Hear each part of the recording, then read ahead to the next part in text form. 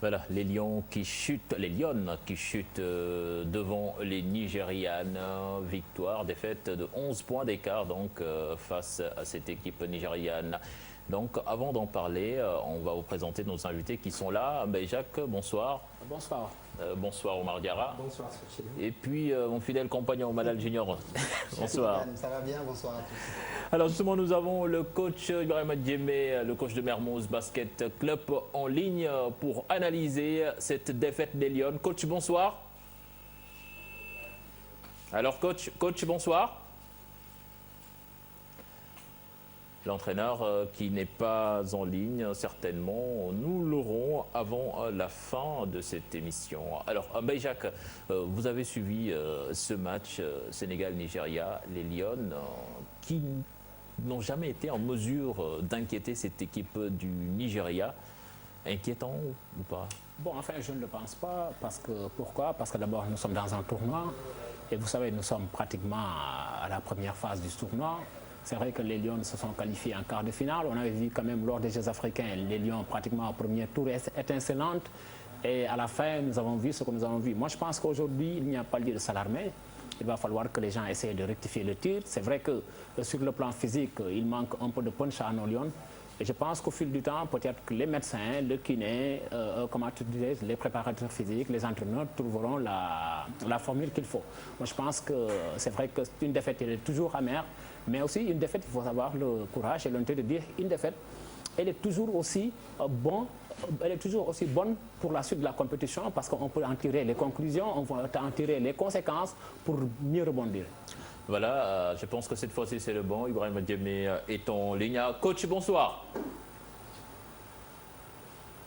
Coach. Alors oui, coach, vous venez de suivre donc ce match des Lions du Sénégal qui ont lourdement perdu face à cette équipe du Nigeria. Alors comment analysez-vous cette contre-performance? Là c'est un match à oublier parce que vraiment on a manqué de tout dans le match. On a manqué de lucidité, on a manqué de réaction, on a manqué de réussite. Donc pour moi ça c'est un match à oublier et essayer de se concentrer pour gagner le match contre l'Égypte contre eux. Alors, c'est un match à oublier, mais qu'est-ce qui n'a vraiment pas marché dans ce match? Pour moi, rien n'a marché aujourd'hui, parce que le Sénégal nous a habitués à jouer des matchs beaucoup plus. On voit du jeu, quoi. Mais aujourd'hui, on n'a pas vu de jeu, on n'a rien vu. À part qu'on a vu essayer de régler des problèmes individuels, essayer de jouer, alors que ça ne marche pas à ce niveau de la compétition. Alors c'est la deuxième défaite du Sénégal. Est-ce que cette équipe est en fin de cycle, comme beaucoup le pensent?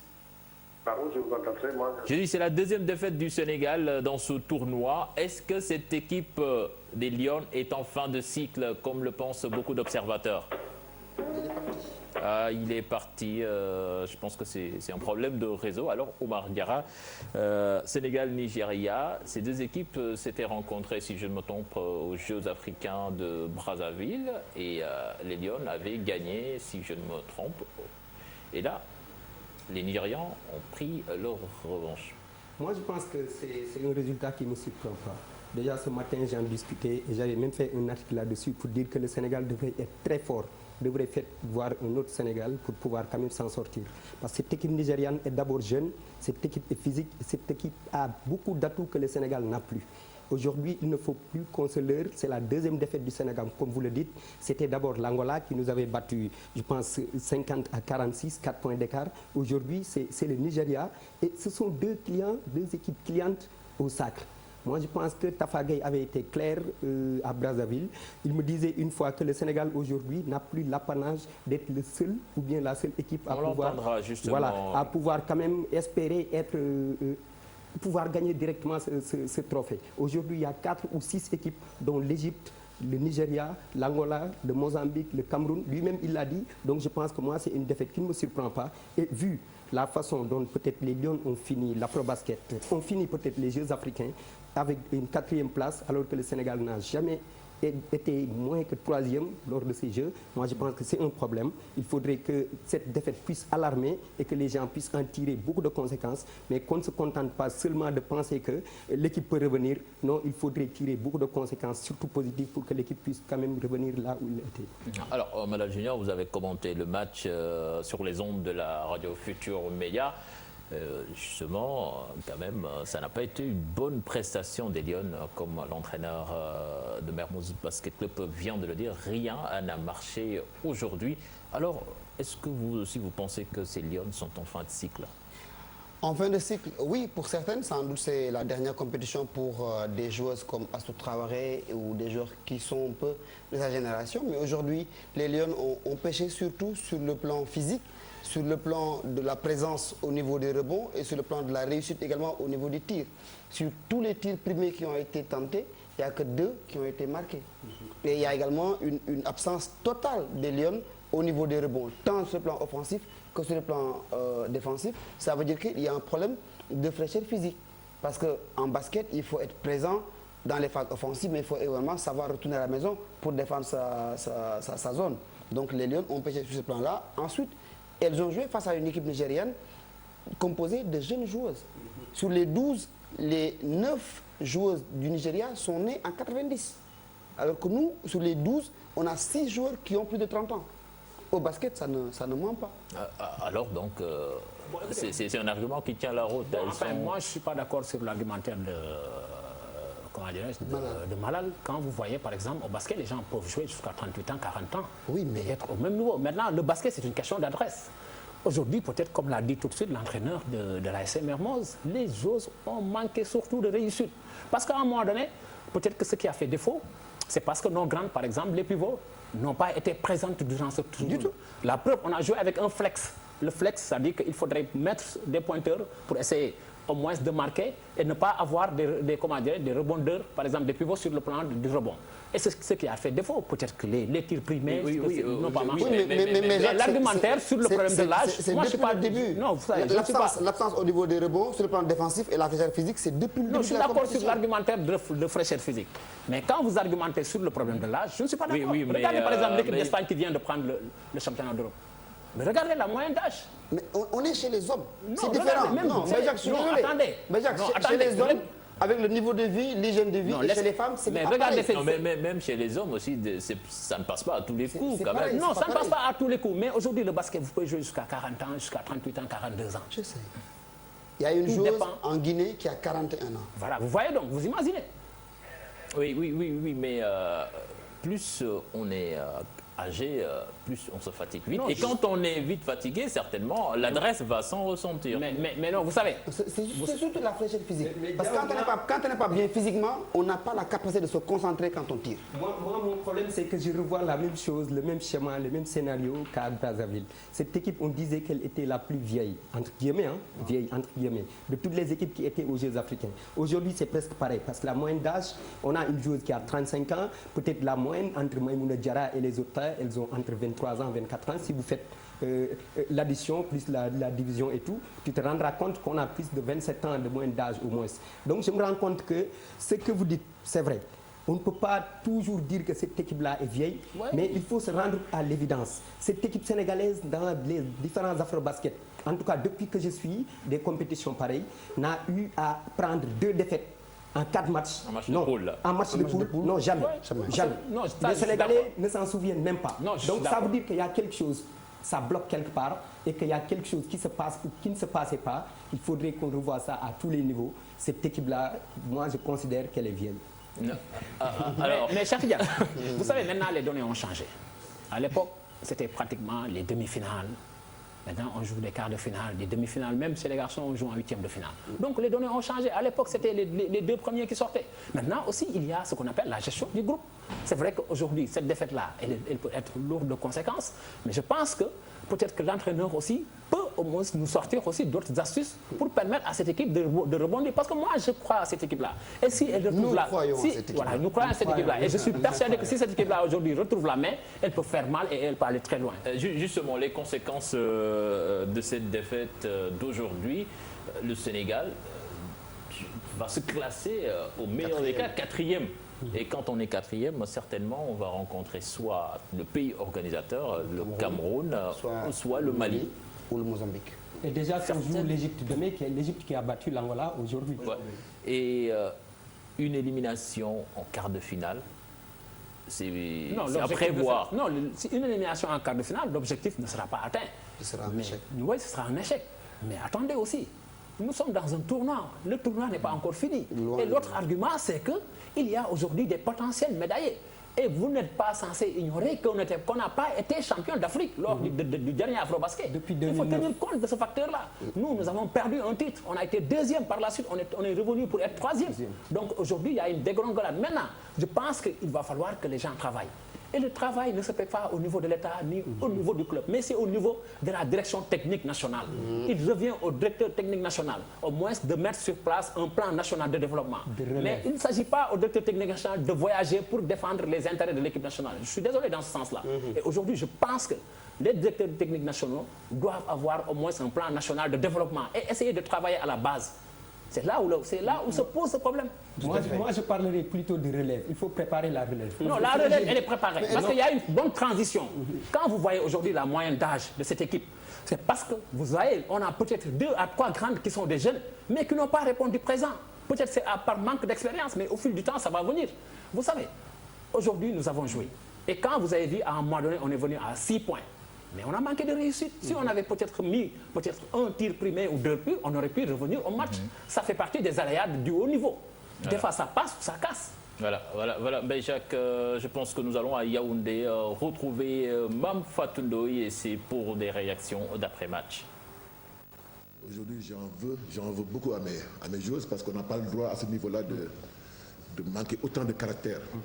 Le mot approprié, c'est pas libéré. C'est pas un problème de libéré, c'est un problème d'agressivité, un problème de fighting. On a perdu de la même manière que le Mali. On s'est fait dominer du début jusqu'à la fin. Donc, parce que nous, notre problème, on le connaît, mais on ne trouve pas encore de solution. C'est inadmissible qu'à ce niveau de la compétition, que des joueuses puissent dire on manque de volonté, on manque d'agressivité. C'est inadmissible. Maintenant, moi, je vois des signes très inquiétants. Je suis le coach, j'ai le droit d'avoir le moral de les booster, mais il y a des signes inquiétants auxquels il faudra trouver des remèdes sinon disparaître de la compétition. Voilà, vous avez entendu l'entraîneur Moustapha Gueye qui sonne l'alerte carrément. Mais c'est ce qu'il faut, parce qu'il l'avait déjà fait, les gens ne l'avaient pas écouté. Une fois, il me disait que nit ku nekk loo am loolu ngay duggee marché à Brazzaville, après une défaite face au Mali. Il me disait que cette équipe-là joue bien, mais je sens qu'il y a quelque chose qui ne marche pas. Et que j'ai peur aussi qu'à l'Afrobasket, que les gens ne puissent pas comprendre que cette équipe-là, il y avait des blocages tout au début. Il l'a dit. Ce que Tafa Gueye est en train de dire, moi je pense que c'est ce que les gens devraient entendre. Cette équipe n'a plus la capacité ou bien le potentiel qu'elle avait en 2009, en 2011, peut-être même en 2013 pour pouvoir s'imposer. Ça, il faudrait qu'on réfléchisse et qu'on accepte, qu'on se prépare peut-être à une contre-performance, même si on y croit encore. Parce qu'on a quand même le groupe qui peut faire quelque chose. On a l'expérience. Voilà, Mamarissi, Assou Traoré, Bintou, quand même Jojo, Ndaïsen, elles peuvent toujours revenir et donner quelque chose. Mais est-ce qu'on ne sent pas un peu de résignation quand même quand on écoute Moustapha Gueye parler, qui fait allusion au manque de révolte des filles qui ne font pratiquement pas d'efforts pour gagner les matchs? Mais c'est à lui de les parler, d'aller dans leur chambre. Maintenant, c'est aujourd'hui. Il faut aller parler aux filles les unes après les autres, les amener à prendre conscience de la gravité de la situation. Demain, c'est un autre match qui va se jouer à 9h45. Après la défaite subie aujourd'hui face au Nigeria, il va falloir vite évacuer, se reposer, bien dormir, bien boire. Et ces deux matchs joués en 24 heures. C'est pour toutes les équipes, c'est valable pour toutes les équipes. C'est valable pour toutes les équipes. Maintenant, il va falloir que les kinés et les médecins travaillent toute la nuit afin de remettre nos joueuses d'aplomb. Il ne faut également pas oublier que le Sénégal joue avec un groupe de 10 joueurs plutôt. Sabel Diatta est blessé au genou, Mam Jojo elle est blessée au genou, elle essaie autant que faire se peut de répondre présente quand on a besoin d'elle. Donc il faut prendre également toutes ces choses-là en compte pour avancer. Et est-ce que Astou est pleinement remise de sa blessure? Mais je pense que jusqu'à présent, moi aujourd'hui par exemple, je ne reconnais pas Moustapha Gueye dans ses propos. C'est comme s'il a baissé les armes. Parce que quand il dit qu'il y a des signes inquiétants, moi, en tout cas, j'ai peur pour lui. Ouais, mais parce que pour un bon entraîneur, je pense que il y a certaines déclarations qui ne devaient même pas se faire pour un bon entraîneur, je dis. Parce que par exemple, mais est-ce que c'est pas pour piquer leur orgueil? Mais attendez, lui, il est responsable de cette équipe-là. Parce que, attends, lui, il a fait le tour d'Europe pour voir ce qu'il avait. Il n'avait pas que ça. Il aurait pu peut-être ailleurs. Maintenant, on pourrait le juger qu'à la fin du tournoi.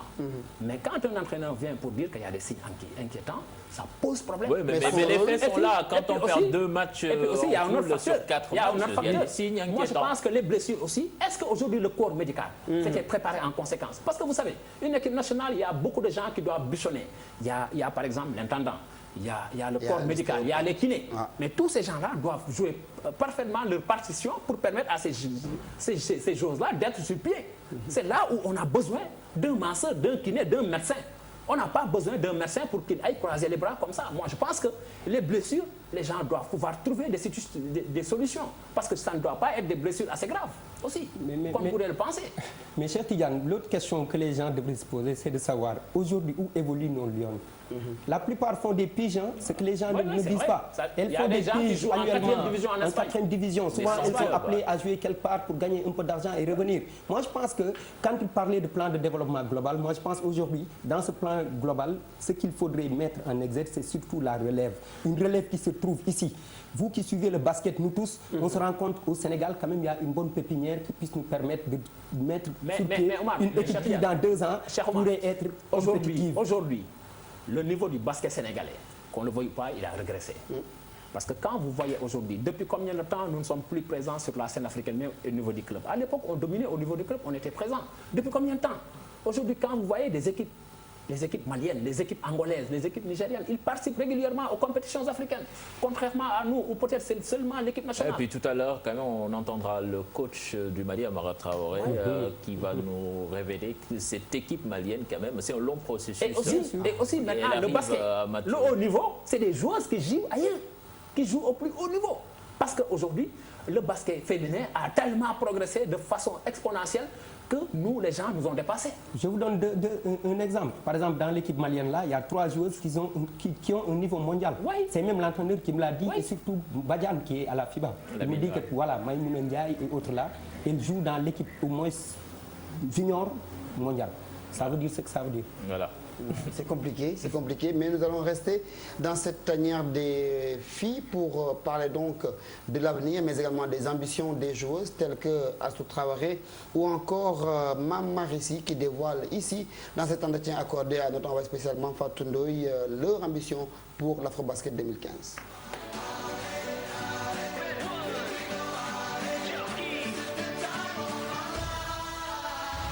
Malal, bonsoir cher Tidiane, et puis bonsoir aux téléspectateurs de Sport à la Une. Alors, nous sommes ici dans un autre décor, à l'hôtel des députés, où se trouvent bien sûr les Lions. Et pour m'accompagner en première partie, je suis avec Mame Marissi, intérieur des Lions, pivot des Lions. Alors, elle est un peu chambrée par ses coéquipières, c'est normal, ça montre que l'ambiance est bonne. Alors, Mame Marie, bonsoir. Bonsoir. Alors, comment allez-vous? Ça va bien. Comment se passe la compétition jusque-là? La compétition se passe bien. Là, on a démarré avec une défaite, mais n'empêche qu'on continue doucement. Alors, Mame Marie, parlez-nous un peu de vous. J'ai cru comprendre que récemment, vous aviez été maman et que ça a un peu freiné un peu votre carrière. Racontez-nous. Non, c'est un choix personnel parce que voilà, avoir un enfant, c'est un bonheur inexplicable. Donc, il y a en 2014, et oui, j'ai accouché d'un petit garçon, donc ça va. Je ne sais pas si c'est un frein ou pas, mais c'était un choix personnel que j'ai fait et là je vais continuer à haut niveau. Donc, Très bien. Alors vous avez repris les entraînements en janvier ou est-ce que vous évoluez justement pour vous maintenir en forme?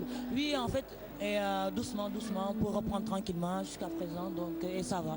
Très bien. Alors aujourd'hui, est-ce que Mame Marie envisage de retrouver un club professionnel? Bien sûr, j'y travaille, j'ai des propositions, mais j'attends de faire le bon choix. C'est-à-dire les propositions en Europe, en France Ça change beaucoup de choses d'avoir un enfant, donc, mais quand même j'ai le choix, mais j'attends de prendre la bonne décision. Très bien. Alors, Mame Marie, comment tu as fait pour retrouver un peu ton meilleur niveau physique après ce break? Après un accouchement, c'est pas facile de reprendre physiquement, mais je pense qu'avec la volonté et l'envie, on y arrive. Et moi, j'ai commencé quand même après 4 mois, d'accord, j'ai commencé. J'aurais pu commencer plus tôt. Mais j'ai commencé 4 mois après à faire de la muscu, à faire du footing doucement, petit à petit, à monter en puissance. Et voilà, donc jusqu'à présent, après j'ai rejoint le groupe et tout ça. Ouais. Et après, ça m'a beaucoup aidé quand même de reprendre les entraînements avec un collectif. C'est beaucoup mieux. C'est mieux. Donc, et voilà. Et le fait que le coach vous fasse confiance, vous appelle en sélection, est-ce que vous avez été surprise? Oui, j'étais surprise, mais je pense que aussi c'est la confiance qui règne dans la relation aussi, qui fait que moi je m'y attendais un peu. Et donc du coup, ça m'a encouragé à plus m'entraîner, à pouvoir le décevoir, parce que c'était un choix pas facile pour lui. Et une fille qui revenait d'un accouchement, qui n'a pas joué et tout ça, et de rejoindre l'équipe nationale. Dans d'autres pays, il y en a qui ne le veulent pas, mais au Sénégal, ça marche. Mais voilà, mais je pense que c'est question de confiance et de volonté. Je sais aussi qu'est-ce qu'il attendait de moi. Donc c'est pour ça aussi ça m'a encouragé à plus m'entraîner, voilà, pour revenir au niveau. Alors quand on vous voit sur le terrain, on sent vraiment qu'il y a une volonté, même parfois, de haranguer un peu les coéquipières. C'est dans votre façon de faire, c'est naturel en vous? Ouais, je pense que c'est naturel, je suis comme ça, je suis une joueuse de l'équipe, je joue pour les autres, on me le reproche souvent, mais je suis comme ça, c'est ma nature qui est comme ça, de me battre pour les autres, de me battre pour mes coéquipières, parce que c'est un jeu collectif. Et on prend du plaisir à faire ça, je prends du plaisir à faire ça, à faire jouer mes coéquipières, à jouer, à faire plaisir à nos proches qui nous regardent et tout ça. Et ça, surtout pour le peuple sénégalais, on sait que les gens nous encouragent beaucoup et on apprend de les décevoir. Très bien. Nous rentrons dans la dernière semaine de compétition. Les choses sérieuses démarrent clairement. Est-ce qu'aujourd'hui on peut espérer quand même arriver au moins sur le podium? Inch'Allah, nous on y travaille en tout cas, on l'espère, on le veut. Après, le reste c'est la volonté divine, donc c'est la volonté de Dieu. Donc après nous, on fait tout pour, Inch'Allah, monter sur le podium. On ne sait pas qu'est-ce que l'avenir nous réserve, mais on y travaille pour aller le plus loin possible. Très bien. Alors, Mame Marie, je vous laisse pour une fois faire un coucou à votre famille, à vos amis, parce que voilà, c'est l'occasion ou jamais. Oh, je fais un coucou à tout le peuple sénégalais déjà, à ma famille, à mes proches, ils vont se reconnaître, les gens qui me supportent tous les jours, qui m'envoient des messages. Je vous remercie du fond du cœur. Et un bisou à ma famille, à mon père, à ma mère, je vous aime déjà, et à mes soeurs. Je pleure si je continue de... Merci beaucoup, Mame Marie, de nous avoir rejoints sur ce plateau de Sport à la Une. Dans quelques instants, nous allons recevoir également une autre lionne, Astou Traoré.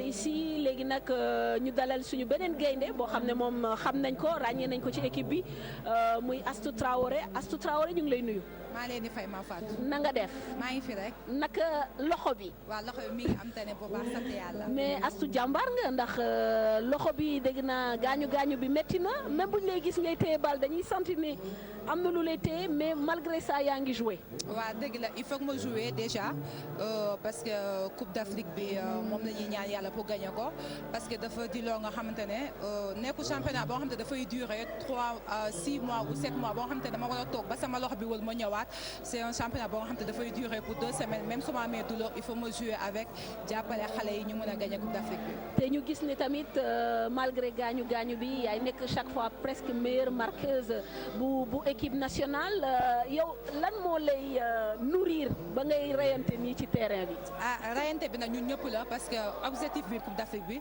moo tax bu ñu duggee si bi terrain bi ñun ñëpp di xeex meilleure marqueuse bi may doon nag tout le temps du man kese parce que man kese mënuma mënuma gagner équipe mënuma jël jouer 1 contre 5 je pense que xale yi la on joue ensemble ba tout le temps yàlla di ma jàppale may nekk meilleur. alors est-ce que tey war nañu mën a am ay ambition ci afrobasket bi xam nga Jeux africains yi dañu fa jugee ak benn déception. wax ji tamit bëri na ñu naan coach bi équipe bi dafa màgget ak yooyu dégg ngeen ko. est-ce que tey war nañu mën a am yaakaar ni Sénégal mën na indi ndam li Sénégal fële dëkk ba. bu baax sax bu si yàlla ànd yàlla mooy joxe ndam Jeux africains yi dañ fa demoon pour defee ay préparation yàlla def na équipe fi ndam ñëw nañu defaroo wax équipe bi ñëwaat na mi ngi ñëwaat en puissance yàlla nag mooy joxe ndam ñun nañ def suñu kéttalaay kàttan et tout critique bi nag bari na trop mais nañu ñaanal yàlla ñu gagné parce que ndam moo ñu tax a jug ñu ñëpp parce que du ñu bàyyi suñuy njaboot suñuy famille ñenn ñi nekk sans club ñëw fii bëggoo gagné tu vois ñun ñëpp gagné rek la ñu bëgg nañu ñaanal rek bi mën a gagné. alors Astou ci wàllu basket bi nee nañu dama dégg ñu naan fi mu ne nivellement par le haut la maanaam équipe yëpp a ngi liggéey pour yéeg est-ce que yow sentir nga ni basket bi niveau bi dafa yokku. waaw basketu fii niveau bi dafa yokku na trop ba nga xamante ne avant dañ doon wax Coupe d'Afrique dañ daan wax entre Sénégal Angola ñooy finalu léegi nag équipe yi ñoom ñëpp ñoo xaw a tolloo doole xeex rek mooy tax nga gagné boo xeexu doo mun a gagné. alors Astou wax ñu un peu ci sa carrière chaque fois damay suivre ci journaux yi presse yi ñu naan Astou day def ay prestations yu baax yow fan nga nekk Espagne. non man France laa nekk il y a 2 ans maa ngi France. voilà doon joué mais nii je suis sans club à cause de Coupe d'Afrique bi et tout. moo tax nag sa contrat dafa jeex. waaw sama contrat dafa jeex amoon naa ay contacts ailleurs mais bàyyiwuñ ma parce que dañoo ne su ma ñëwee Coupe d'Afrique bi duñ ma bàyyi. parce que damay xate ay match te dañ may soxla te man nag sama dëkk moom bu soxlaa moom ñëpp ñàkk dëgg la mais am nga yaakaar ni xëy na bu compétition bi jeexee dina am ay club yu. yàlla baax na bàyyi naa lépp si loxo yàlla. très bien mais Astou yow yàgg nga ci équipe bi mais on voit que physiquement tu te maintiens xanaa hygiène de vie bi dafa baax. doon professionnel rek je pense que nit ki lépp si li ngay yëngu dañ si war a doon professionnel di def attention li ngay lekk di récupérer wu di teel a tëdd parce que ñun amuñu lu basket bi. amuñu ay diplôme yoo nga xamante ne dañuy permettre bu ñu bàyyee basket ñu jàpp si du coup dañ see war a doon professionnel ba mu jeex. gis nañ ni tamit ambiance bi si équipe bi neex na trop mais dafa mel ni yàgg ngeen nekk ensemble. waaw yàgg na ñu nekk ensemble am na ay xale am na ay mag mais xale yi déggal mag yi la ambiance bi franchement ça va et yàlla na continuer comme ça parce que ambiance bi bu neexee en dehors du terrain. ça se voit sur le terrain aussi waaw dafay. ñu ngi lay remercier bu baax. di la souhaiter nga terminer meilleure marqueuse. ñu dem finale gagner coupe bi inchallah. voilà merci beaucoup et bonne continuation.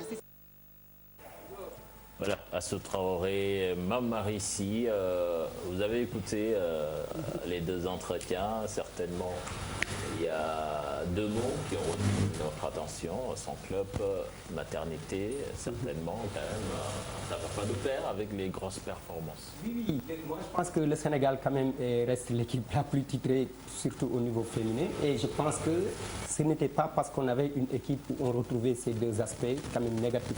Comme l'ont aussi bien dit les 2, Mamari et Astou. Et bizarrement, ils font partie des 2 meilleurs. Et des 2 meilleurs. Et pour vous dire autre chose, Mamari ici, lors des Jeux africains, a été presque la meilleure marqueuse. À chaque fois, elle a fait plus de 12 ou 15 points. Donc, si on en arrive à avoir quand même des joueuses comme ça, aussi capées, aussi expérimentées, qui devaient accompagner le groupe, être aujourd'hui le moteur de cette équipe-là, ça pose encore problème. Malal.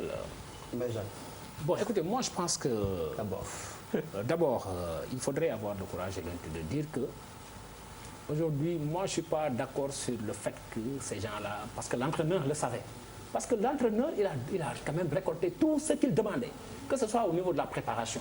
Il y a eu un regroupement de 42 à 43 jours à Dakar. Ils sont partis en Roumanie faire un tournoi là-bas, payé aux frais de l'État.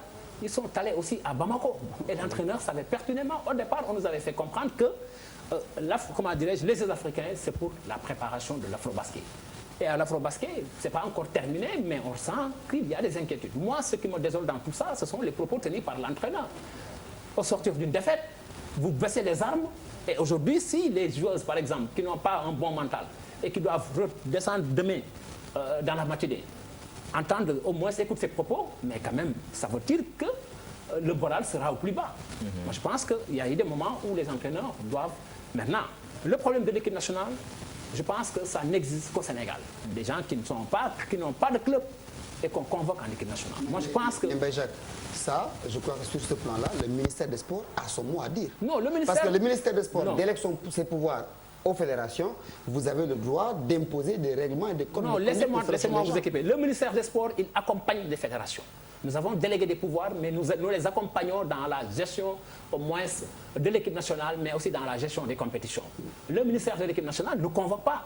Le ministère de l'équipe nationale reçoit la fiche technique de préparation pour la logistique, pour les frais et autres, pour les titres de transport. Mais ce n'est pas au ministère des Sports de convoquer. Et le ministère des Sports aujourd'hui n'a aucun droit ou aucune mainmise, ce n'est pas comme au Cameroun. Et vous avez vu, lors des élections, le ministre a montré une certaine neutralité pour dire que l'État n'a même pas de candidat. Et je pense que c'est cette conduite que nous devons tenir vis-à-vis des équipes nationales. Nous devons les accompagner en termes de logistique et en termes de moyens. Mais par exemple, quand il s'agit de convoquer pour dire que non, tel jour, non, ça, ce n'est pas du ressort du ministère des Sports. Voilà, merci.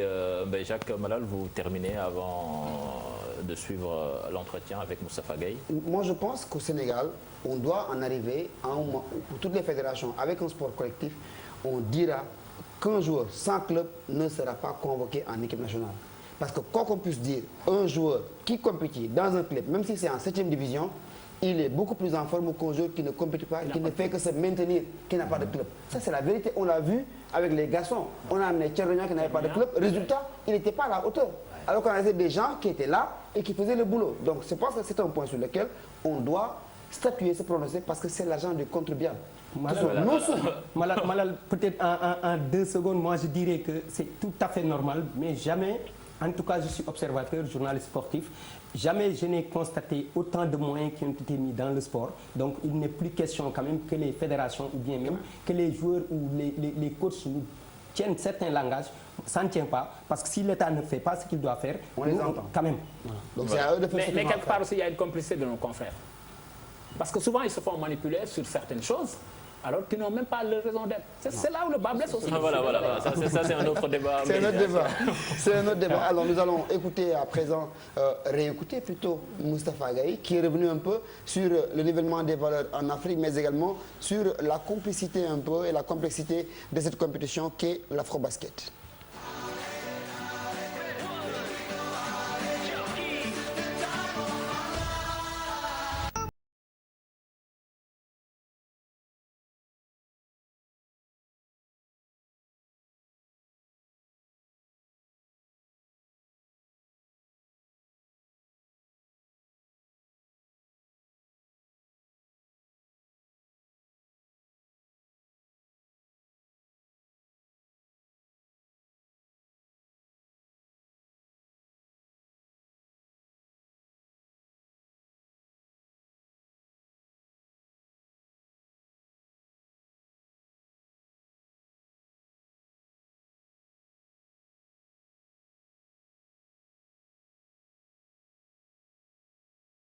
Voilà, nous a rejoint sur ce plateau délocalisé à Yaoundé, Moustapha Gueye, le coach. Bonsoir coach. Bonsoir Mafatou. On vient d'écouter un peu les filles. On sent qu'il y a une relation de confiance qui s'est nouée entre elles et vous. Est-ce que c'est parce que ça fait longtemps que vous cheminez ensemble qu'aujourd'hui cette confiance-là est instaurée? D'abord, je les remercie. Je les remercie ces braves joueuses-là de me retourner la confiance que j'ai en elles, parce que c'est vrai que c'est le staff qui les a choisis. Ça fait un moment qu'on est ensemble et il y a la sympathie, il y a le respect entre nous et des relations de travail aussi. Donc je ne peux que m'en réjouir parce que c'est un peu la base du succès. Très bien. Coach, on ne peut pas ne pas parler des choix faits. J'imagine que vous avez entendu un peu les échos. Est-ce que le coach n'a pas pris énormément de risques en s'appuyant sur une ossature avec des joueurs, pratiquement des joueuses qui sont son club? Si on peut le penser comme ça, oui, parce qu'à un moment donné, on a pensé à la compétence. La compétence, on a fait le tour de la question, on a recensé toutes les joueuses et on a mis ensemble. Au moment de choisir, c'est le dernier 12 qui nous a donné une satisfaction. Maintenant, on pourrait nous le reprocher si on n'a pas de bons résultats. Mais si on a de bons résultats, on aura raison. Donc tout dépendra de ce que nous allons faire sur le terrain. Mais j'avoue que ces joueuses-là qui n'ont pas de club, que sont Mamari, que sont Aya et Mam Jojo, Pour moi, actuellement, on n'a pas meilleur au Sénégal, pour moi. Et désormais Astou aussi.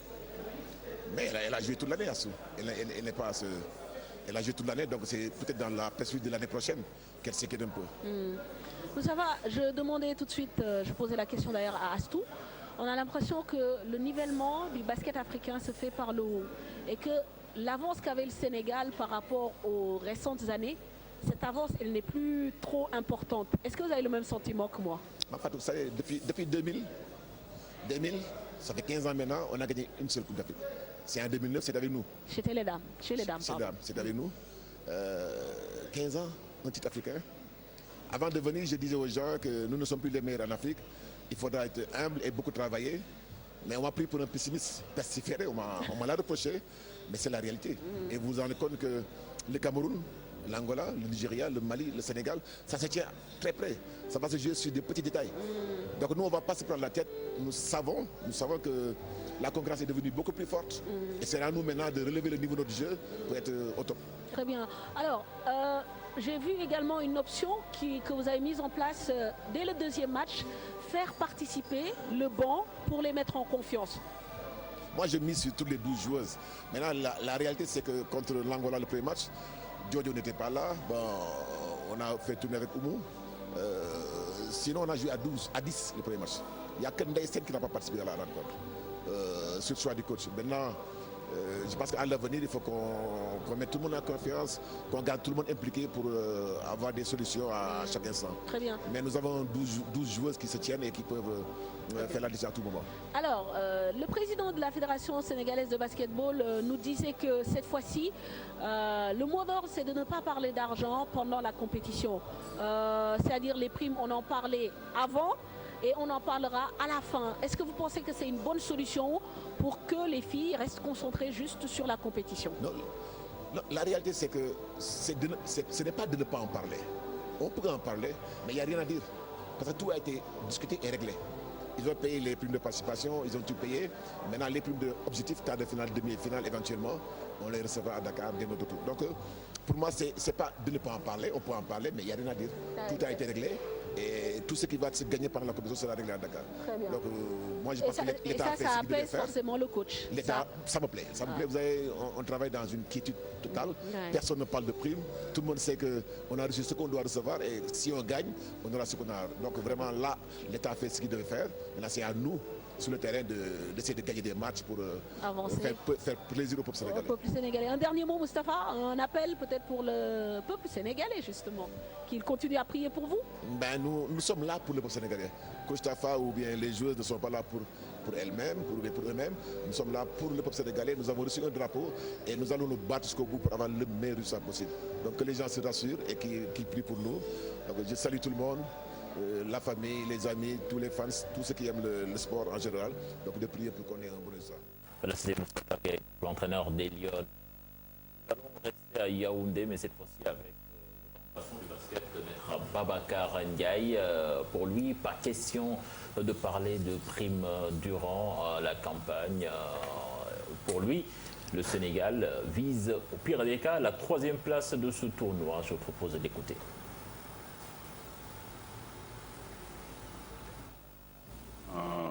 C'est un tournoi qualificatif pour les Jeux olympiques. L'objectif minimum, on l'a toujours dit, c'est de se qualifier pour le tournoi pré-olympique. Mais nous avons pour ambition de reconquérir le titre. Il ne peut pas y avoir de problème de prime à Yaoundé pour la bonne et simple raison que tout a été réglé à Dakar. On s'est réunis entre ministère et fédération pour dégager une stratégie. Toutes les primes échues au moment du départ de l'équipe ont été payées et il a été convenu d'attendre le retour à Dakar pour payer le reste des primes. Les joueurs ont accepté, donc on avait pour ambition de ne pas parler d'argent ici. Je pense que ce problème-là est définitivement réglé. Ça, il ne faut pas donner les montants pour la bonne et simple raison que d'abord les joueurs m'avaient demandé de ne pas le dire. Mais retenez que par rapport à 2013, les primes ont été multipliées, voire même ont été doublées, voire même multipliées par 3. Donc je pense qu'il y a une augmentation. Voilà, Maître Babacar Ndiaye. Alors, Mbaye-Jacques, donc on ne peut pas parler de problème de moyens pour l'équipe nationale du Sénégal. Certainement, cet argument ne tiendra pas la route. Non, écoutez, moi je pense que d'abord, il faudrait remercier le ministère des Sports, le ministre des Sports, Matar Ba, qui a mis en tout cas les équipes nationales de basket masculines et féminines dans les meilleures conditions de performance. Chez les hommes, quand même. Non, les hommes. Il y a eu problème. Non, il y a à eu la fin du cristallisation. tournoi. Non, au départ, les hommes ont voulu parler d'argent parce qu'à un moment donné, ils ont voulu au moins mettre la pression ou faire chanter. L'État ne reculera pas dans ses principes. L'État est régalien. Nous avons des missions. Notre mission, c'est de défendre les intérêts de l'État, tout en accompagnant les fédérations. Nous avions au préalable discuté de la question des primes avec la fédération. Nous, nos interlocuteurs ne sont pas les joueurs, c'est la fédération. Et le président de la fédération est l'interlocuteur du ministère des Sports auprès de l'instance. Mais Jacques, moi, ce que j'aimerais comprendre, c'est comment sont traités ces gens-là qui sont membres du staff technique, tant chez les garçons que chez les filles. Sont-ils payés à la pige ou bien ont-ils des contrats avec l'État? Ils sont payés à la pige. Par exemple, je vous donne un exemple. Par exemple, que ce soit l'entraîneur des Lions, que des Lions sont payés à la pige à hauteur de 3 à 4 mois. Et ça varie entre combien? Entre 3 millions, 5, 4 millions. Par mois. Par mois. Oui, par mois. Par mois. C'est la durée qu'ils font en fonction sélection. de la durée de la sélection et même du regroupement. Dès l'instant que les gens commencent, d'abord, la présélection, ils sont commencés à être payés. C'est sur la base de contrats que nous avons liés avec la fédération. Et ces gens sont gracieusement payés. Mieux payés même que les ministres. Il faudrait que les gens le sachent. Maintenant, en équipe nationale, c'est des résultats immédiats. Ouais. Vous ne faites pas des résultats, vous débarrassez le plancher. Parce que nous ne venons pas en équipe nationale pour construire.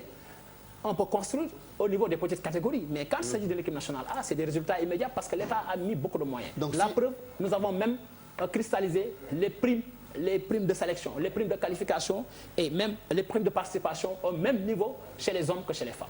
Donc si on vous entend bien, au regard de l'échec de l'afro-basket chez les garçons, et si jamais on ne le souhaite pas, l'équipe nationale féminine est éliminée dès le premier tour ou en quart de finale, ces entraîneurs-là vont devoir débarrasser le plancher. Non, ça c'est pas... Moi, je ne suis pas de la fédération. Moi, je donne une opinion personnelle.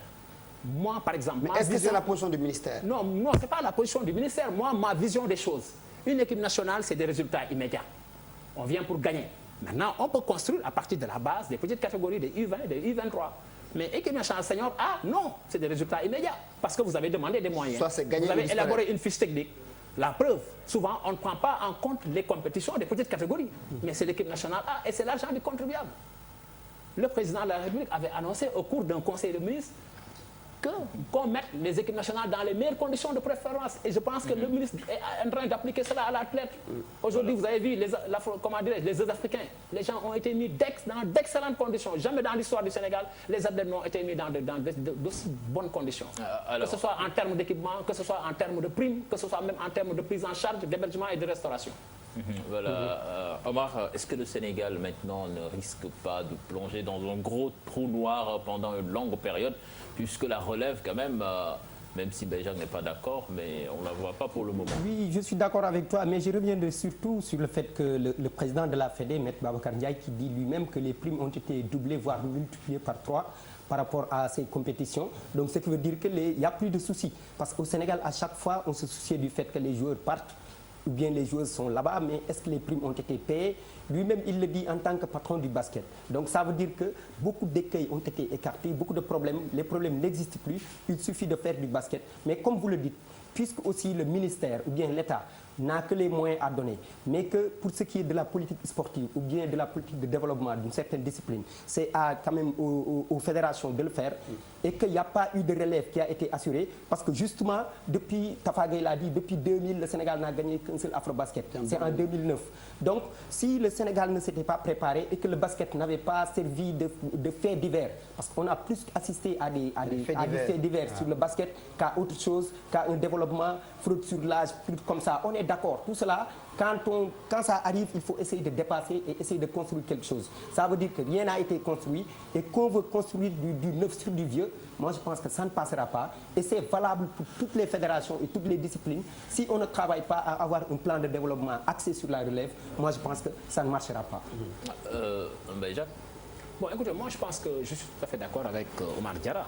Maintenant, je pense qu'il va falloir reconstruire. Mais pour la reconstruction, il va falloir au moins que la direction technique au moins nous peaufine, au moins nous dresse au moins une feuille de route. Et cette feuille de route-là devrait être suivie d'un plan national de développement. Vous savez, moi, je suis contre même le principe que les directeurs techniques nationaux partent en voyage avec les équipes nationales A. On ne voit jamais les directeurs techniques nationaux sillonner le Sénégal pour voir détecter les tenants. C'est ça le rôle d'un directeur technique. Regardez dans la lutte, excusez-moi parce que je fais une petite digression. Quand vous voyez dans la lutte avec Abdou Badji, mais il est en train de sillonner pour nous sortir au moins de grands champions, de futurs champions. C'est ça l'esprit, c'est ça au moins la mission d'un directeur technique national. Mais il ne s'agit pas aujourd'hui d'aller à chaque fois qu'il y a une équipe nationale, c'est parce qu'il y a... De s'asseoir sur le banc. Que ce soit au football, que ce soit, c'est parce qu'à chaque fois, il y a des primes de 1 million, 2 millions que le directeur national, alors qu'il doit au moins asseoir sa politique au niveau de la base, au niveau des petites catégories pour nous sortir une bonne relève. Mais malheureusement, aujourd'hui, on n'a pas de directeur nationaux dans certaines fédérations. Et je pense qu'il va falloir au moins que les gens ils travaillent et les fixent au moins une feuille de route bien déclinée. Voilà. Parce qu'un directeur technique national, c'est pas derrière ou bien devant toujours l'équipe nationale. Ah, je suis désolé. Alors, Benjac, moi j'aimerais juste ouvrir une autre fenêtre avant de progresser. On parle beaucoup de reconstruction, de formation et d'encadrement de la petite catégorie. Mais au niveau du ministère, au niveau de l'État, où en êtes-vous pour doter le Sénégal d'une salle de basket comme celle qu'on voit par exemple à Yaoundé? Une vraie salle de basket. Pertinente question. D'abord, pertinente question. Vous avez entendu les propos du ministre lors de la remise de drapeau. Donc le ministre aujourd'hui, il est en phase avec le chef de l'État pour offrir au Sénégal un palais d'espoir. Donc vous voyez, aujourd'hui, récemment, on espère que ça ne sera pas aujourd'hui, je ne voudrais pas vendre la mèche, mais récemment, des techniciens du ministère ont été en Chine. Donc je préfère quand même au moins que le ministre au moins réserve cette primeur-là au chef de l'État. Bon, l'autre aspect, c'est nous allons vers les conventions d'objectifs. Les conventions d'objectifs, par exemple, nous allons signer avec des fédérations. Ce seront peut-être 5 à 6 ou 7 fédérations avec lesquelles nous allons signer sur la base d'un plan triennal, quadriennal ou quinquennal. Mais il faudrait que ces gens-là puissent nous présenter un plan de développement. Et vous l'avez entendu lors du Conseil des ministres du chef de l'État, qui avait même insisté sur la mise en place dès la saison prochaine du plan des conventions d'objectifs. Et nous avons terminé. Maintenant, il reste qu'aux fédérations de nous envoyer les plans de développement. Parce qu'aujourd'hui, je ne peux pas mettre mes billes, par exemple 50 à 80 millions pour une fédération qui ne me présente pas un plan de développement. Donc, je risque de jeter l'argent du contribuable.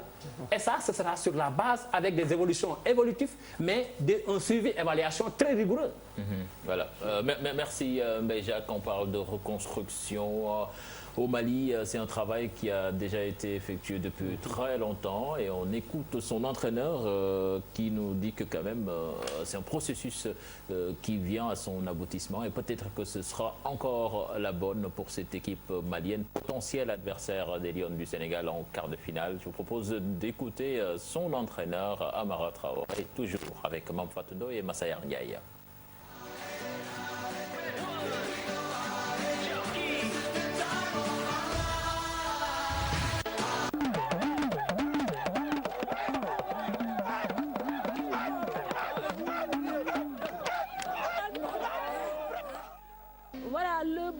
Pour terminer, évidemment, le sélectionneur de l'équipe nationale du Mali, Amara Traoré, qui nous fait également le plaisir de nous rejoindre sur ce plateau. Bonsoir, monsieur Traoré. Bonsoir. Vous êtes l'homonyme de notre ancien sélectionneur de l'équipe nationale, vous le saviez? Ah oui, je le sais. Alors, Amara, l'équipe du Mali est évidemment très attendue, surtout après cette victoire lors des Jeux africains. Est-ce que c'est une pression positive pour vous? Je dirais oui, parce qu'il fallait aller chercher la médaille d'or d'abord aux Jeux africains et après savoir que l'afro-basket qui nous attendait ne sera pas facile parce qu'on sera une équipe à abattre. On avait su ça déjà et on a essayé de dire ça aux filles, et de comprendre. C'était un objectif de médaille et maintenant comme on a eu à l'afro-basket, il faut confirmer. Très bien. Alors, qu'est-ce qui fait que le basket malien marche aussi bien ces derniers temps?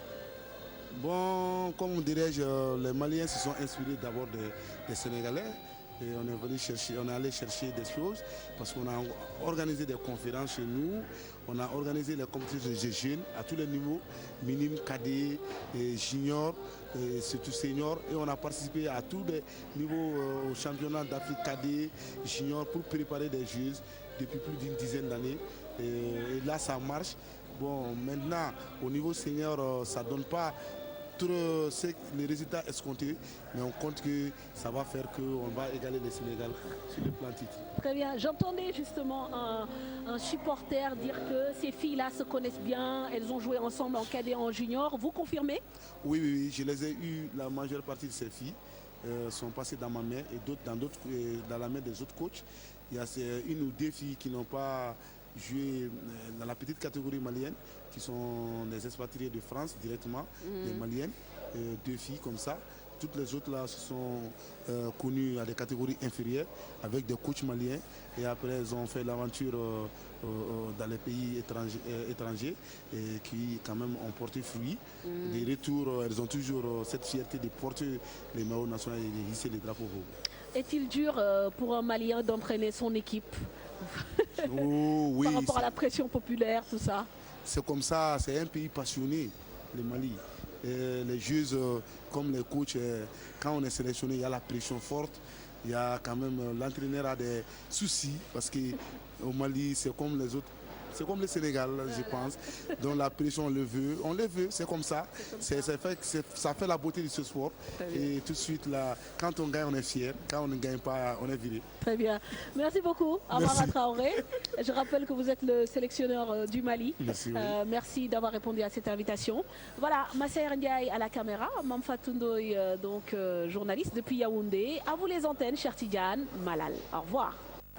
Voilà, merci à Mamfatou Ndoye et à Massaer Ndiaye. Donc l'équipe nationale du Sénégal qui va revenir sur le parquet du Palais des Sports de Yaoundé. Demain, ce sera à 9h45. À 9h45 face à l'Égypte. L'Égypte qui, pour le moment, fait un sans faute. Donc un match très très difficile en perspective pour non-Lyon. Et puis retenez qu'aujourd'hui, le Mali a battu le Mozambique 57-52. Victoire du Cameroun face au Gabon 67-56. L'Angola qui perd donc devant l'Égypte 53-52. Donc ce fut un match très très très serré.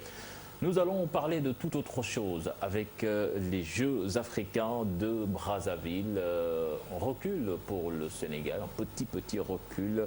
Et là, nous allons essayer de voir pourquoi est-ce que le Sénégal n'a pas réussi à accrocher les 10 titres continentaux espérés.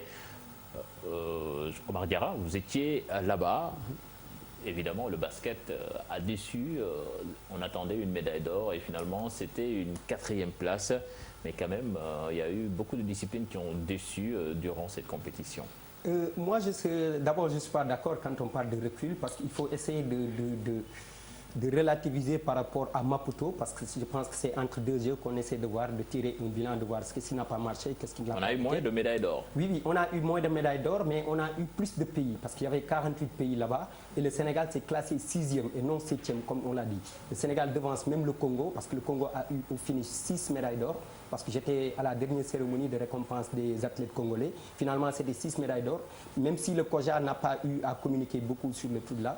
Donc le Sénégal qui est devancé par l'Égypte, l'Afrique du Sud, l'Algérie, le Nigeria et la Tunisie. Moi, je pense que ça ne constitue pas un recul parce qu'au rang, le Sénégal était 7e à Maputo. J'étais là-bas et il y avait 33 médailles. Voilà, il y avait au moins une trentaine de médailles. Aujourd'hui, c'est 36, dont 7 en or. Moi, je pense que quelque part, je ne considère pas que ce soit un recul, mais il faut essayer de voir. Aujourd'hui, le football qui n'a jamais été primé ou bien qui n'a jamais eu une médaille aux Jeux africains depuis 50 ans, parce qu'il faut considérer les Jeux depuis 65, et médaille d'or. Le basket qui n'a jamais raté un podium est aujourd'hui 4e. L'haltérophilie qui n'a jamais participé est 4e. Prenez l'exemple. Le cyclisme a fini 65e, 66e. Donc, sans compter, maintenant, il faut venir sur ces disciplines qui ont toujours gagné. Le taekwondo, le karaté, l'escrime, le judo. L'escrime a eu des médailles d'argent et de bronze. Moi, je parlerai peut-être, et surtout le handisport, mais surtout les boulistes qui nous ont valu 2 médailles. Il n'y avait que 2 médailles d'or en compétition, en jeu, pour une dizaine de pays. Et c'est le Sénégal qui a tout raflé. Moi, je pense que c'est des bonus, c'est quelque chose de rentable pour le Sénégal, donc qui me permet peut-être, en tant qu'observateur qui était là-bas, de ne pas penser que c'est un recul, mais c'est surtout le niveau élevé des Jeux, parce que on va en revenir, il y a certains pays qui ont compris que ces Jeux sont devenus tellement importants qu'ils ont déplacé les meilleurs athlètes. L'Afrique du Sud en natation, l'Égypte en lutte et en judo, l'Algérie en karaté. Donc je dis quelque chose que c'est des athlètes de niveau olympique et niveau mondial qui étaient là-bas, même si le Sénégal n'a pas déplacé ses meilleurs. Moi, je pense que ces pays-là ont compris l'importance et ils ont déplacé les meilleurs. Donc, ça ne sonne pas comme un recul. Et c'est ce qui est normal. Mais Jacques, l'athlétisme, le Sénégal se contente d'accéder. Écoutez, d'abord, je suis tout à fait d'accord avec Omar Diarra. Quand vous voyez la taille des autres délégations, vous savez, l'Égypte qui est première est venue avec 1017 athlètes. Nous sommes venus avec un ratio de 187 athlètes. L'Afrique du Sud est venue avec 960 et quelques athlètes. Le Nigeria, 800 et quelques. Des équipes que nous, on était 7e à Maputo, avec 33 médailles. Et aujourd'hui, on est 6e au rang. Et premier pays. On a devancé 2 équipes très sportives, le Kenya et l'Éthiopie. C'est un détail très important. À l'époque, ils nous avaient devancé. Maintenant, nous avons eu des déceptions, il y a eu des flops. Parce que le basket, on s'attendait au moins que le basket monte sur le podium, ce qui n'a pas été le cas. Il y a aussi le judo qui a été une déception. Parce que Léa Buet et Hortense Diédhiou, on pouvait avoir une finale 100% sénégalaise. Parce que leurs adversaires étaient largement à leur portée. Mais vous savez que dans un sport de combat, ça va tellement vite que tout peut se jouer. Monica pouvait avoir l'argent. Oui, Monica aussi. Le judo, par exemple, n'a pas eu de médaille d'or, alors que le judo nous valait autant de satisfaction aux Jeux africains. L'athlétisme aussi est revenu bredouille d'une médaille d'or. L'athlétisme est revenu avec les médailles de Miss Babaji, avec Amisen, Nima Faye et Mamadou Gueye en bronze. Ça a été une déception, très déception. Parce que l'athlétisme était toujours la discipline qui sauvait les Jeux africains. Les disciplines qui nous donnaient satisfaction étaient l'athlétisme, le taekwondo, le judo, le karaté. Cette fois-ci, il n'y a que la lutte. Et c'est ce qui donne l'impression d'un recul, surtout quand même. Non, on n'a dit qu'on ne vient pas, l'athlétisme a reculé, qu'on le veuille ou pas. Moi, je suis issu de la famille de l'athlétisme, mais je me suis rendu compte que maintenant, on n'a plus d'élite. Parce que quand vous voyez, par exemple, un concours de saut en hauteur qui se gagne à 7,80 m, cela pose problème. Niskaba, c'est vrai que lui, il est venu, comprendre, il a joué sa partition parce que Nice, il n'a plus rien à prouver. Mais un Mondougay, par exemple, qui avait fait à Dakar 8,20 m, aurait pu au moins nous valoir de grosses satisfactions pour la médaille d'or. Parce que moi, je m'attendais à ce qu'au moins qu'il sorte au moins au-delà de 8 mètres. Mais 7,30 m et quelques, 7,60 m et quelques, pour moi, c'est une déception. C'est vrai aujourd'hui qu'on n'a pas aussi d'élite. En athlétisme, on n'en a plus.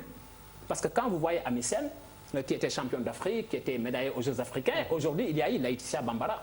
C'est la Burkinabé. Qui l'a battu 3 fois à 3 reprises cette année, au championnat de France, au championnat d'Afrique à Marrakech. Et ici. Et récemment. Et vous savez, Amisen, quoi qu'on puisse dire, je l'aime bien, elle est recordwoman d'Afrique, mais le lancer du marteau, africain est loin du niveau mondial. Je suis désolé. Elle s'était qualifiée parce qu'elle était championne d'Afrique, médaillée aux Jeux Olympiques aussi, elle était médaillée d'or aux Jeux africains. Maintenant, nous, ce que nous devons faire, il revient à l'athlétisme de pouvoir travailler. Mais c'est quoi le problème de l'athlétisme? Le problème de talent ou bien... Non, le problème de l'athlétisme aujourd'hui, il y a d'abord le problème de la motivation. À l'époque, c'était pratiquement des entraîneurs qui étaient motivés. Par exemple, nous, quand on faisait l'athlétisme, on voyait... Leurs entraîneurs venaient bien avant nous sur le terrain. Maintenant, il y a peu d'entraîneurs. Ils ne sont pas payés, qu'est-ce qui se passe? Non, attendez, vous savez, aujourd'hui, les entraîneurs n'ont jamais été payés et ne peuvent pas être payés. Aujourd'hui, il y a d'abord l'engagement. Mais il faut aussi prendre les hommes qu'il faut à la place qu'il faut. Moi, j'aime bien Momar, c'est un ami. Mais je pense qu'il a fait son temps en athlétisme. Il est là depuis 2002. L'athlétisme est en train de péricliter. Pour la première fois dans l'histoire, on a eu une invitation, un wildcard au championnat du monde. Ça a été une tristesse à l'époque où le président Lamine Diack allait quitter. Ça a été une honte. Et je pense que si on n'y prend pas garde, l'athlétisme et la natation n'auront pas de représentants aux Jeux Olympiques. Ils auront des wildcards. La natation aussi a été une déception. La natation est revenue bredouille. Alors qu'il y avait Malik Fall, il y avait les Binta Zahra Diop et autres qui nous donnaient autant de satisfaction. Oui, on a entendu le directeur de la compétition dire qu'au sortir de ces Jeux de Brazzaville, les fédérations qui n'ont pas donné satisfaction seront replacées au niveau de l'ordre des priorités. Bon, je pense que, excusez-moi, permettez-moi d'abord de remercier d'abord le ministre des Sports, mais surtout le directeur de la compétition. Quoi qu'on puisse dire, il faut avoir le courage de dire que le directeur de la compétition a géré de main de maître ces Jeux africains. Les gens étaient corrects, les athlètes vraiment ont respecté les consignes. Et je pense que ça, il faut le féliciter au directeur de la compétition, mais aussi au secrétaire général du CONOS Seydina Diagne et son adjointe Cécile Faye. franchement, quoi qu'on puisse dire, pour la première fois, moi j'ai eu à faire 6 jeux, mais pour la première fois, jamais dans l'histoire du jeu, je n'ai vu un tel comportement vraiment très, très correct. Et j'ai beaucoup apprécié quand même le comportement des athlètes. Que ce soit à tous les niveaux, que ce soit au niveau des compétitions, que ce soit au niveau de la restauration, au niveau du village. Maintenant, et ça a été Maintenant, le directeur de la haute compétition, c'est lui qui gère le haut niveau. Donc lui, il se fixe des objectifs. Et ces Jeux africains doivent servir de baromètre à certaines fédérations pour qu'ils aillent travailler à la base et qu'ils savent que l'argent du contribuable ne doit pas leur être versé pour des échecs à répétition. Il faut qu'ils le sachent ainsi aussi. Parce que l'État ne peut plus supporter quand même financer des échecs à répétition. Il y a certaines fédérations qui doivent aller travailler, qui savent qu'ils n'ont pas le niveau même régional au point au moins de prétendre à un niveau beaucoup plus élevé.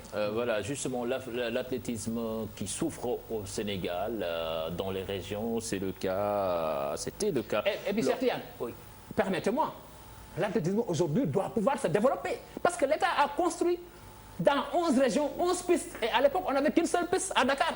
Maintenant, on avait des cendrés. Donc, d'où la nécessité aujourd'hui aux membres de l'athlétisme. Justement, on va écouter des acteurs du monde de l'athlétisme dans les régions, quand même, qui ont éprouvé les pires difficultés lors des derniers championnats nationaux d'athlétisme. C'est avec Mamadou Ndiaye.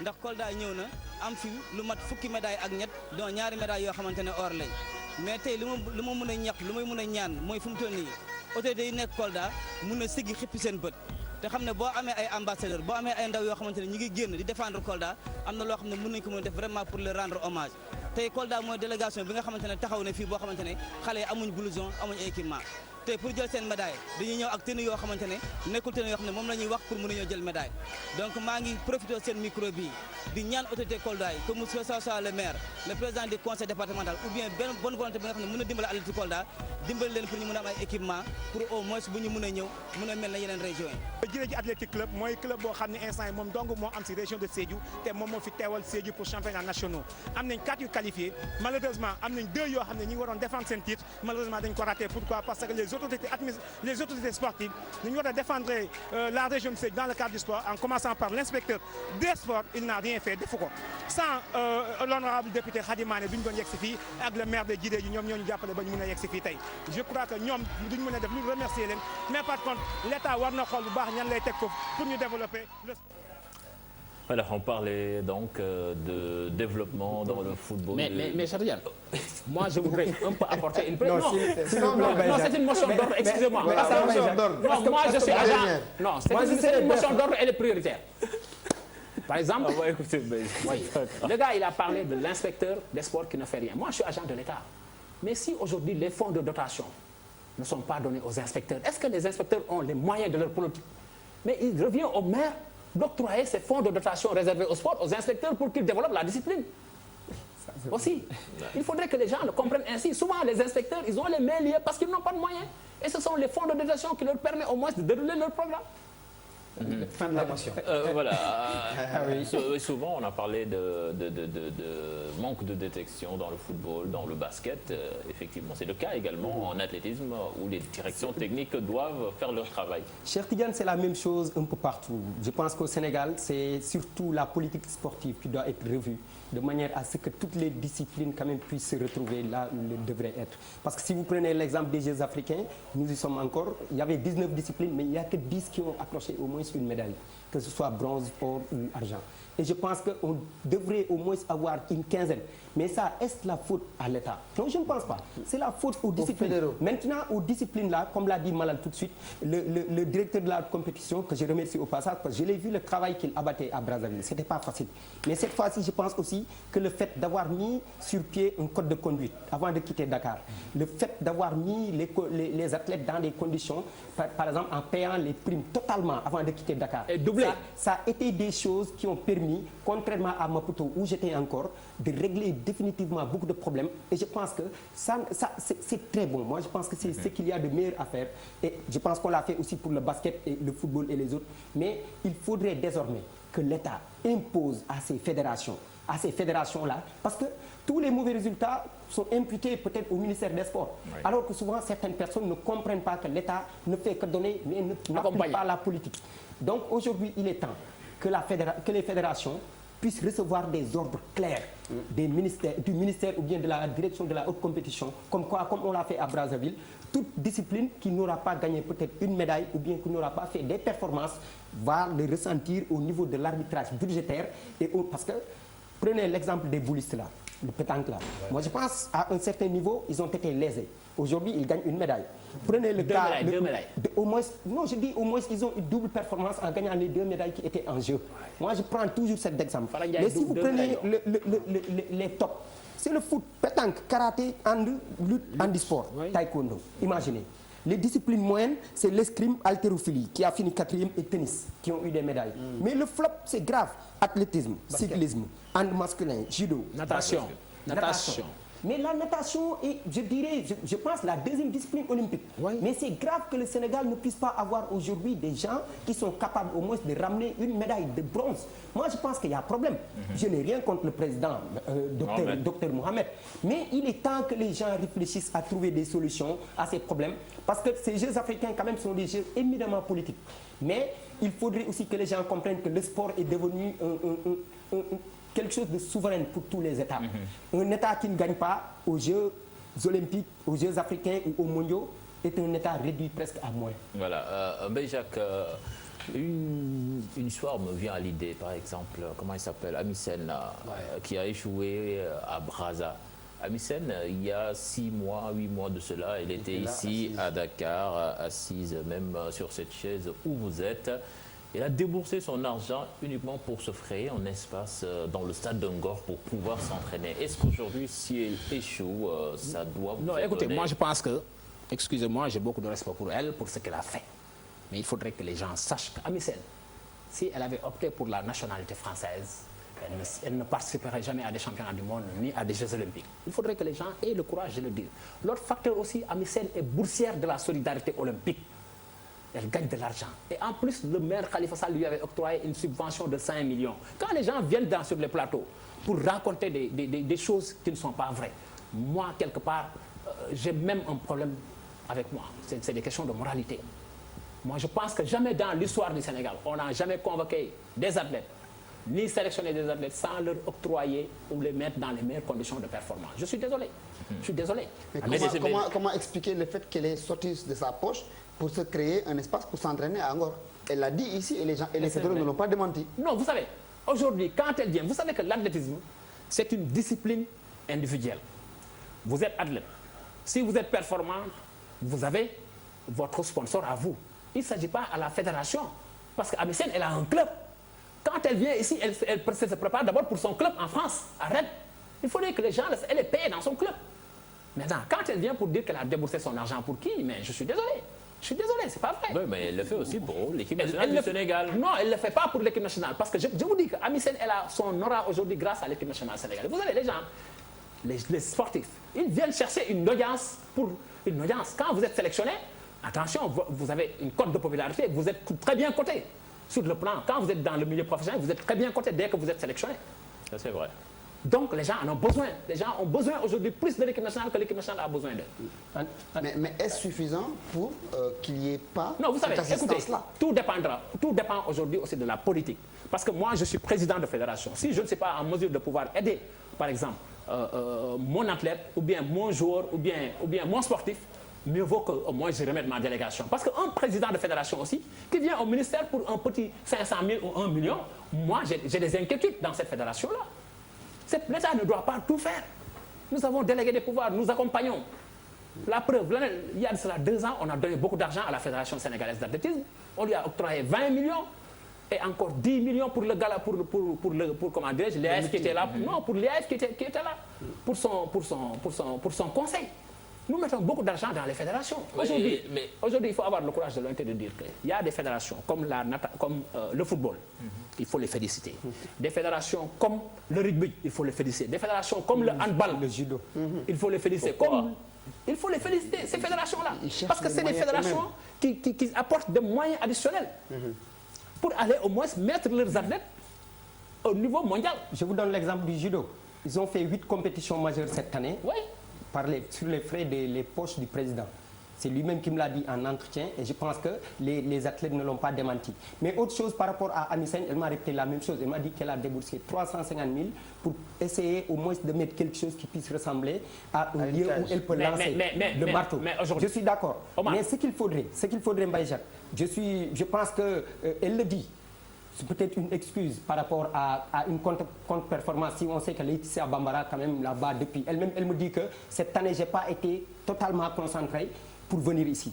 Ça, quand il me l'a dit, ça a fait tilt dans ma tête. Parce que je me dis que quelqu'un qui bénéficie d'une bourse olympique et qui a peut-être d'autres moyens, elle ne peut pas se permettre de dire que j'ai été occupé par ma profession, par mon travail. Donc je pense qu'un athlète ou bien une athlète doit être totalement concentré et savoir qu'il y a des objectifs et des ambitions. Le président Lamine Diagne aide les athlètes. C'est ça. Le président du CONOS, Mamadou Diagne aussi, soutient beaucoup les athlètes. Le CONOS les soutient, le ministère les soutient. Par exemple, moi, il y a des athlètes, je peux vous révéler des athlètes à qui nous avons octroyé beaucoup d'argent pour aller se préparer. Merci Mbaye Jacques. Je pense que le temps qui nous était imparti est largement fini. Bon, mais on va en profiter pour suivre la performance de nos joueurs sénégalais en Europe, notamment avec la première ligue anglaise où il y a eu beaucoup de buts de la part de nos attaquants. C'est avec Aïssatou Paye-Fall.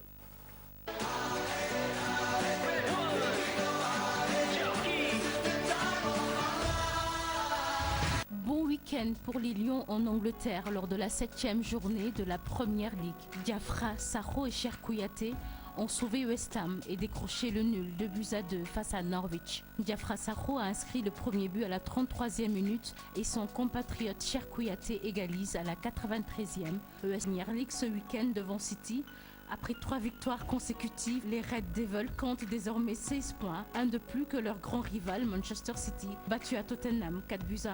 Le Paris Saint-Germain a conforté sa première place en Ligue 1 après une large victoire devant Nantes, alors que son dauphin Saint-Etienne se fait étriller par Nice 4-1. L'Olympique de Marseille aussi surpris par le promu Angers sur le score de 2-1. Coup dur pour le FC Barcelone qui perd Lionel Messi. Blessé pour environ 2 mois, il n'a pu terminer la rencontre. Sorti sur blessure, l'Argentin sera indisponible 7 à 8 semaines. N'empêche, les Blaugrana ont battu le promu Las Palmas 2-1, tandis que le Real de Madrid est tenu en échec par Malaga, 0 but partout.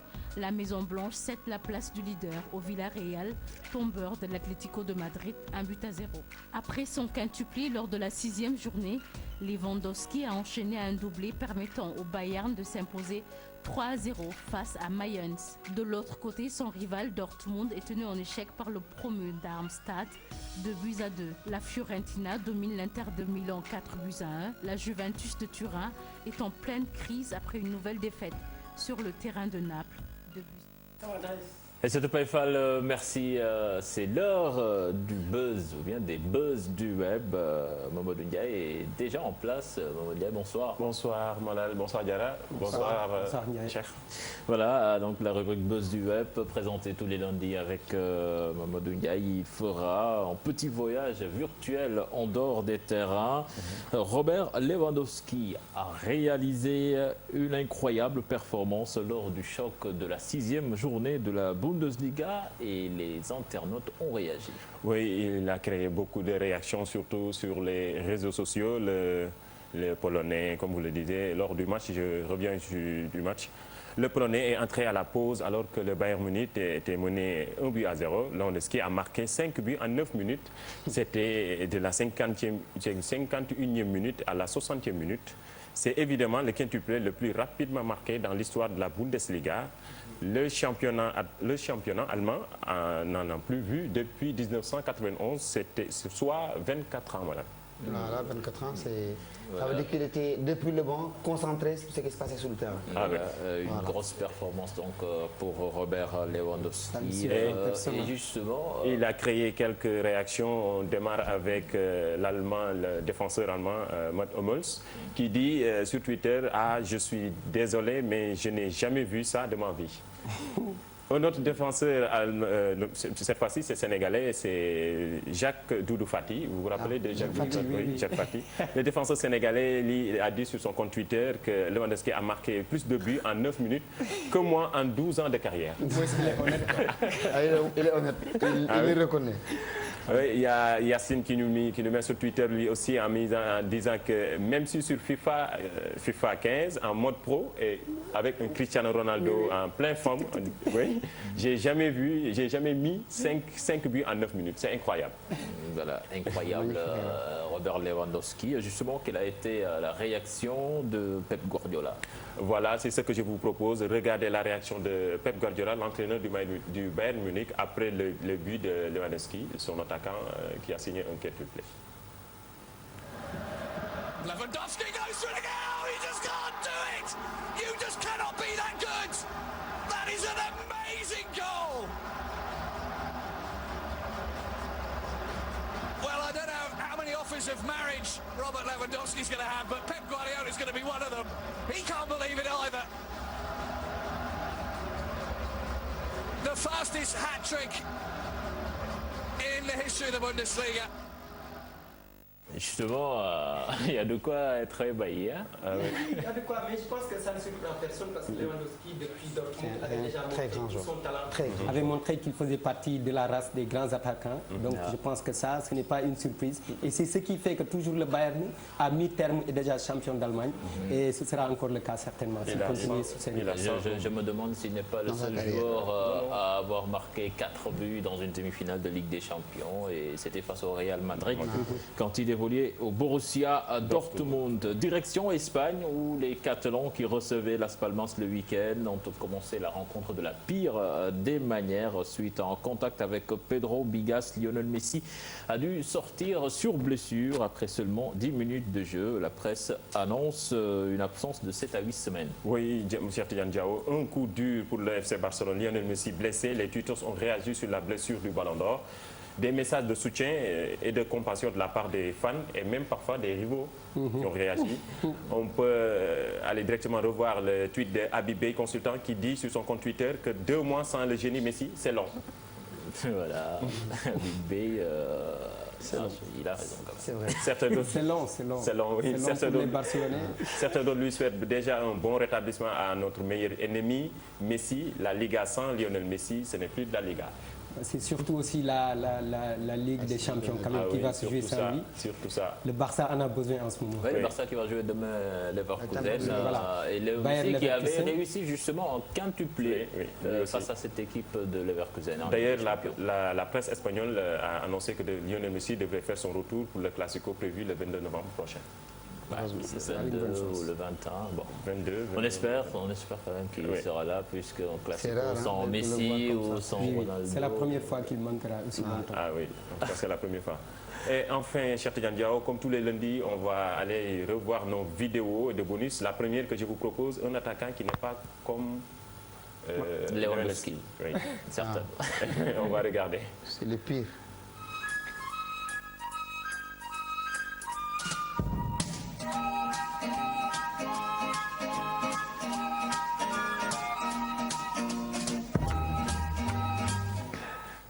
Cet attaquant-là, Amédine ne le prendra pas dans son équipe. Le raté de l'année. Bon, la deuxième vidéo, c'est cette équipe iranienne en futsal qui ressemble vraiment à des Brésiliennes. Regardez cette équipe iranienne.